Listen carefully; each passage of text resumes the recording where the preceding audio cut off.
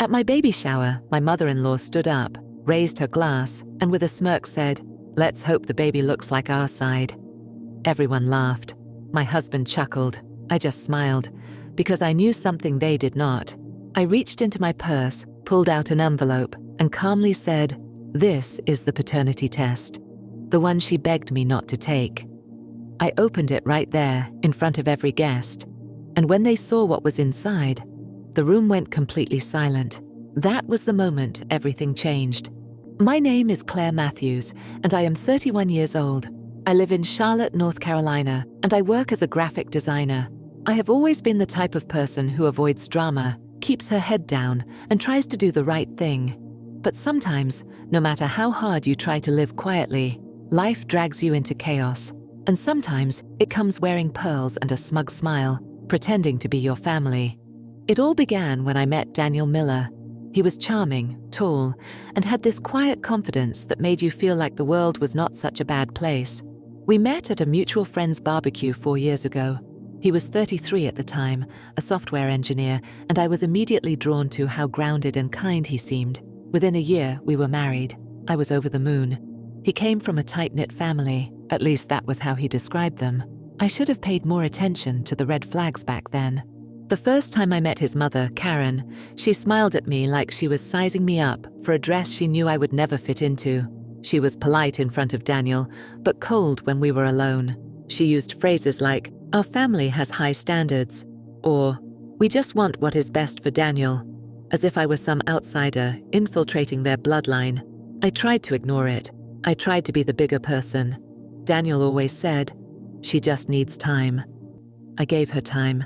Years of it. Fast forward to last year, when I found out I was pregnant. I was overjoyed. I cried holding the pregnancy test in my hand. Daniel was excited too, though I sensed a strange tension when we told his family. Karen's first reaction was, "Let us hope it is a boy. This family needs more strong men." That was her way of saying she wanted a mini Daniel, someone to carry on their name and legacy. I brushed it off again. I was used to her behavior by then. As the months went on, Karen's comments became more pointed. She would send me articles about prenatal diets and say things like, "Make sure the baby is not too small. We have big babies in our family." She obsessed over the baby's nose in ultrasound photos, saying, "It looks like a Miller nose. Thank God." I began to feel like a vessel for her expectations, not a person. But I kept my mouth shut. I told myself, once the baby arrives, she will soften. She will see me differently. Then came the baby shower. It was held at a country club Daniel's family rented out, complete with white roses, gold table runners, and a Welcome Baby Miller banner. My friends and family were there, along with Daniel's. Everything looked perfect, but I knew deep down, I knew Karen had something planned. She had that look in her eye, the one she wore like armor. Halfway through the event, when we were about to cut the cake, Karen stood up and tapped her glass. "Everyone," she said, flashing her polished smile, "I just want to say how thrilled we are for this new addition to our family." She looked around the room, letting the silence stretch. "Let us all just hope the baby looks like our side of the family." The room erupted in laughter. Daniel chuckled awkwardly. His sisters giggled. My own mother gave me a tight smile, but I sat there, smiling too, calmly, because I knew something they did not. I stood up slowly, holding a small envelope in my hand. My hands were shaking just slightly, but my voice did not waver. "Thank you all for being here," I said. "It means so much to have everyone gathered as we celebrate this baby. But since we are making wishes and jokes, I think it is time I shared something." Karen's eyes widened. I saw the fear bloom in her face before anyone else caught on. I held up the envelope. "This," I said, "is a paternity test, one that Karen begged me not to take." The room went silent. You could hear forks drop. You could hear breathing shift. You could practically feel the air get heavier. Daniel's face turned pale. Karen looked like she had swallowed glass. I opened the envelope, and that was when the truth began to unravel. As I held up the paper, my fingers brushed the neatly folded edges of the results. It had taken me weeks to decide whether I truly wanted to go through with it, not because I had any doubts about my child's paternity. I knew who the father was. but because deep inside I had this lingering instinct that something was being hidden from me. And I was right. Everyone stared at me as I unfolded the paper slowly, carefully, making sure there was no mistaking what I was about to do. I took this test, I said, because someone in this room told me I owed the family proof, and someone else begged me not to, because they were afraid of what the test might reveal. I paused and looked straight at Karen. Her lips were tightly sealed, her face frozen. This test does not just confirm that Daniel is the father, I continued. It confirms something much bigger, something that has been buried in this family for a long time. Daniel's hands were clenched in his lap. He looked confused, and I could tell he had no idea what I was about to reveal. But I had discovered something weeks ago that made everything about Karen's strange behavior make sense. What the paternity test truly exposed was that Daniel was not biologically related to Karen or anyone in the Miller family at all. I had secretly included a comparative test. I had a feeling. So I sent off a DNA sample from Daniel's toothbrush, along with the baby's and my own. But I also used one of Karen's old holiday cards. She had licked the envelope shut. I had kept it from last Christmas. It was risky, but it worked. Karen's DNA was not a match to Daniel's. The man I married was not her biological son. The room gasped. Daniel's head jerked up. "What?" he whispered. "What are you talking about?" I looked him in the eye. "You were adopted, Daniel, and no one ever told you." Karen stood up, panic in her face, and rushed toward me. "This is not the time," she hissed. "You do not understand what you are doing." But it was already too late. The truth was out. Every guest stared at her like she had grown two heads. "You told me not to take the test because you said it would hurt the baby," I said. "But really, you were afraid it would expose your secret, that Daniel is not your biological child, that you have been lying to him his entire life." Daniel looked like the ground had dropped from beneath him. "I want to know the truth," he said quietly. "Now." Karen looked around, searching for a way out. But there was none. She sat down slowly, her shoulders slumping, and for the first time since I had met her, she looked small. Human. She admitted it. 33 years ago, she and her husband could not conceive. They adopted a baby boy from a private agency and swore to raise him as their own. They never planned to tell him. "We loved him too much to make him feel different," she said, tears in her eyes. "We gave him everything. He is our son." But she had spent years treating me like an outsider. Me, the woman carrying his child. She clung to bloodlines and appearances, not realizing she had no claim to either. The irony was brutal. Daniel got up and left the room in silence. The baby shower, if you could still call it that, ended right there.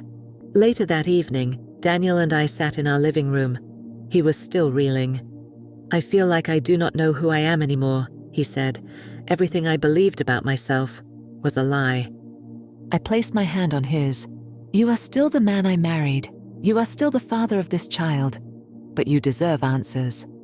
All of them." That night, we decided to search for his birth parents, not because he wanted to replace the Millers, but because he wanted truth. And in doing so, we found something none of us could have prepared for. 3 weeks later, we got a hit from a DNA ancestry website. Daniel's biological mother had been looking for him for years, and she was someone we already knew. She lived 15 minutes away, and she was related to me. I stared at the screen in disbelief. The name that popped up under Close Matches, Immediate Family on Daniel's ancestry profile was someone I had grown up knowing. Someone who used to braid my hair when I was little, who sent me birthday cards every year without fail. Someone whose voice I could recognize from across a crowded room. It was my Aunt Melissa, my mother's younger sister. I blinked several times, thinking maybe there was some glitch, some mix-up in the system. But the connection was marked as parent-child, and the match percentage was impossible to ignore. Daniel's biological mother was my own aunt. I was 8 years old the last time I saw Melissa in person. She had a falling out with my grandparents, and after that, she kept her distance.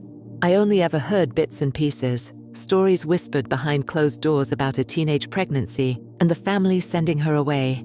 I never connected the dots. No one ever gave me the full story. They just said she moved out of state for college and never came back.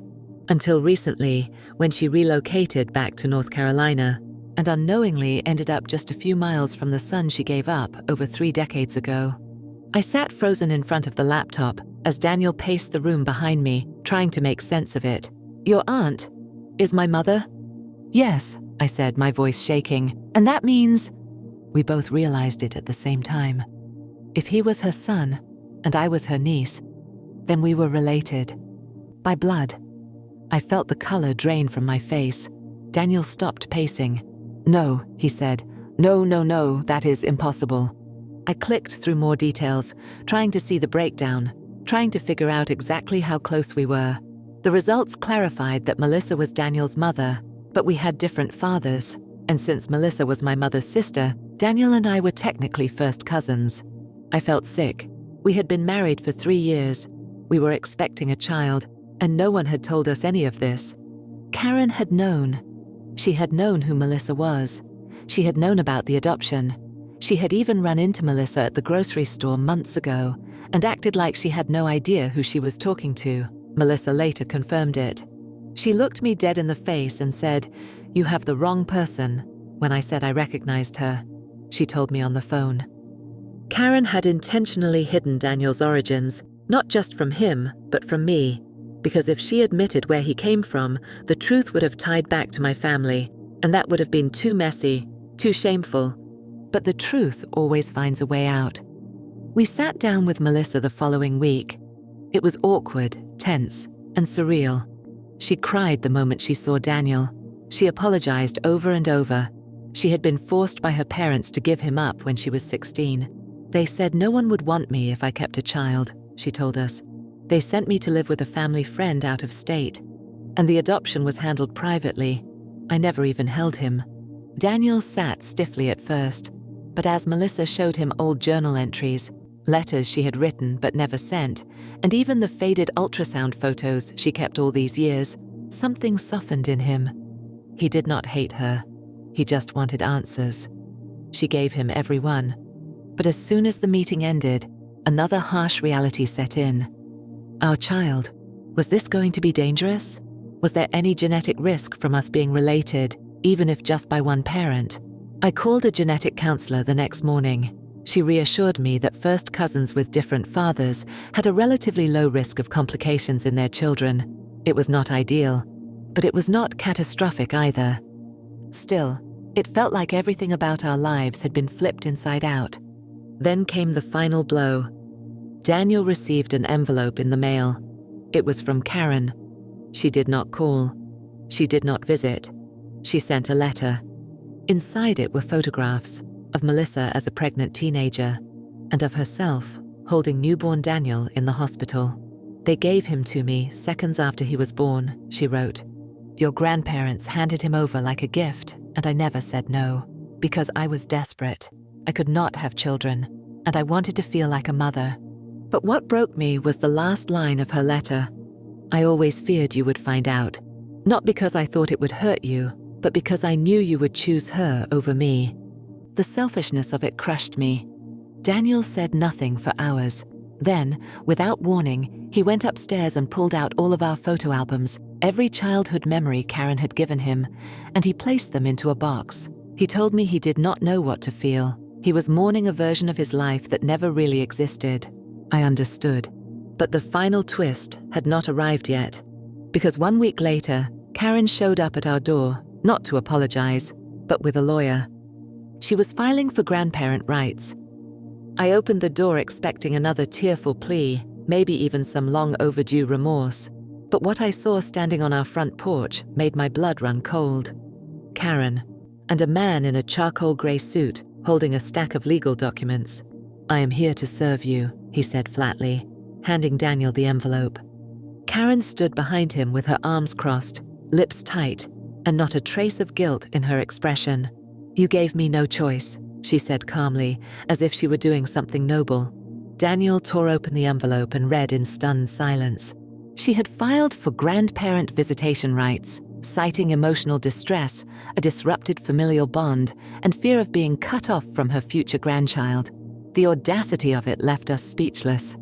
"You lied to me for 33 years, Daniel said, "and now you think you are entitled to be part of my child's life." Karen's eyes flicked to me, and for the first time, she addressed me directly, not as someone beneath her, not with condescension, but with something more dangerous. Cold calculation. "I raised him," she said, "and I will not be erased from this child's life just because some secrets were exposed." We hired an attorney the next day. The paperwork from her side was aggressive, and she was clearly being advised by someone experienced. She had documented years of birthdays, holidays, and school functions. Her case painted a picture of a devoted grandmother in waiting, not the manipulative woman who had built her relationship on lies. But things became even more complicated when our lawyer informed us something we had not considered. If the court believed Karen had a legitimate bond with Daniel and saw her as a de facto parent figure, she could have a strong case. And if we tried to block her entirely, it could make us look vindictive in the judge's eyes. We were forced to agree to mediation. I felt like I was being dragged into a war I never agreed to fight. My entire pregnancy had become about court dates, lawyers, and emotional landmines. I was exhausted, but I refused to let Karen win. At the first mediation session, Karen showed up dressed in a soft beige sweater, holding a photo album filled with pictures of Daniel as a child. She spoke in soft tones, with trembling hands, about how much she loved her son and how devastated she was that we were cutting her out of the baby's life. And then she dropped a bomb. She looked directly at the mediator and said, "Claire has always resented me. She encouraged Daniel to do the paternity test just to hurt me. She poisoned him against me while carrying my grandchild." I almost stood up from my seat.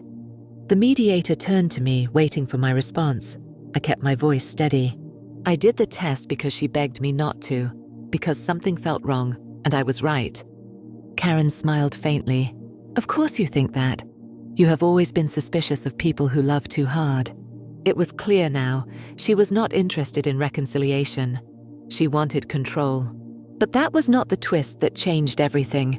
One evening, as I was preparing documents for our lawyer, I found a message in my social media inbox. It was from a woman named Trish, someone I had never met before. Her message said, "I think you need to know something. Karen is not who she says she is. She did this before." I blinked. I clicked her profile and saw she lived in New Jersey. I messaged her back, confused. "What do you mean?" Her reply, "Karen adopted a second baby before Daniel, my sister. She used the same agency. She told everyone it was her biological child. When the girl turned 18 and found out the truth, Karen cut her off and told everyone she had mental problems. She ruins people when they find out." My hands trembled. I messaged again. "Do you have proof?" She sent photos, legal paperwork, a birth certificate, and a photo of her sister at age 16, with Karen. I could barely breathe. Karen had done this before. She had created false identities, built entire family myths, and destroyed anyone who dared to uncover the truth. Daniel deserved to know, and the court needed to know too. At the next mediation session, our attorney presented the new evidence, the other woman's story, her legal records, everything. Karen's face went blank. She denied it at first, said it was a smear campaign, that we had fabricated it. But the mediator requested time to review the documents. The next day, her legal team withdrew the case. She would not get visitation rights. The judge made it clear that the deception, the manipulation, and the emotional instability she had demonstrated disqualified her from asserting any family claim. But the damage was not undone. 2 days later, Daniel received an anonymous message, one that would shake the last foundation he was standing on. It was from someone claiming to be his half-brother. And this time, the connection was not through Melissa. It was through Karen's husband. Daniel read the message in silence, his face pale and unreadable. I stood beside him, staring at the screen, reading each word slowly as the implications settled into the air between us. "Hi, I think we might be brothers. I have been looking for my father. I think it might be James Miller. I found you through a DNA match. Please reach out." James Miller, Karen's late husband, Daniel's adoptive father.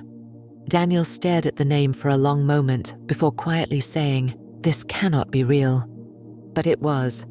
We contacted the sender. His name was Adam, 29 years old, living in Texas. He had done his DNA test 2 months ago to trace his biological father. He had been raised by a single mother who never disclosed his father's identity. When the results came in, they connected him directly to Daniel and indirectly to Karen's husband. Daniel was in disbelief. My adoptive father had a biological child with someone else while he was married to Karen. I nodded slowly. That is what it looks like. Adam agreed to a video call. He was cautious at first, unsure of how we would react, but once the awkward introductions were over, the conversation flowed. His mother had met James Miller at a corporate event, back when he was traveling for work. They had an affair that lasted a year. When she got pregnant, he vanished. She never heard from him again. Karen had never mentioned it, not once. She painted her husband as a loyal man, a pillar of honor and tradition. But now it was clear, Karen's obsession with appearances, with family image, had always been a cover-up. For everything. She had known about the affair, she had known about the other child, and she had kept it all hidden under the same roof where she raised Daniel, a boy who was not hers by blood, and pretended to be the perfect mother. This discovery fractured Daniel further. He felt like every parent he had ever known was a stranger. Karen had lied. James had cheated. Melissa had been silenced. Everyone had rewritten history to suit their own needs and left him trying to stitch the truth together from broken pieces. But it also gave him clarity. He told me that night, "I want to be everything they were not. I want our child to grow up in a home with honesty, even when it is messy." And that was when my water broke. It was early, 3 weeks ahead of schedule, but somehow it felt exactly on time. Like the chaos needed a pause, a reset, a moment where everything else faded and only the future mattered. We rushed to the hospital. The labor was long, painful, and exhausting. But when I finally held my baby boy in my arms, none of it mattered. He had Daniel's eyes, my chin, and something else too, something no DNA test could capture. Peace. Karen sent flowers. I left them in the hospital trash bin. Daniel named our son Ezra James. James, not after the man who raised him, but after the truth. Because truth, Daniel said, was what gave his name meaning now. We brought Ezra home 2 days later. The house was quiet, peaceful. No lawyers, no drama, just the 3 of us. A few weeks later, we received a letter from Melissa. She did not want to intrude, but she asked if she could meet her grandson someday, not because she wanted to be called grandma, but because she wanted to begin again. No lies, no secrets. We said yes. She arrived with no fanfare, no gifts, just a soft voice and tearful eyes. She held Ezra gently, and when he yawned in her arms, she whispered, "I promise I will never lie to you." It was not a perfect ending. There were still scars, still unanswered questions, still family members who refused to speak to us after everything unraveled. But in the quiet moments, when Ezra curled against my chest and Daniel kissed his forehead and we stood in the glow of something real, we knew we had done the right thing. The truth cost us everything, but it gave us more than we ever expected. It gave us freedom, and it gave Ezra a story that began with chaos, but will be built on something stronger than blood. It will be built on truth. If this story gripped your heart like it did ours, if you found yourself holding your breath through every twist, every lie, and every truth revealed, then make sure you hit that subscribe button right now. We share real, raw, and emotional stories that remind us how complicated and powerful family can be. Do not miss the next one.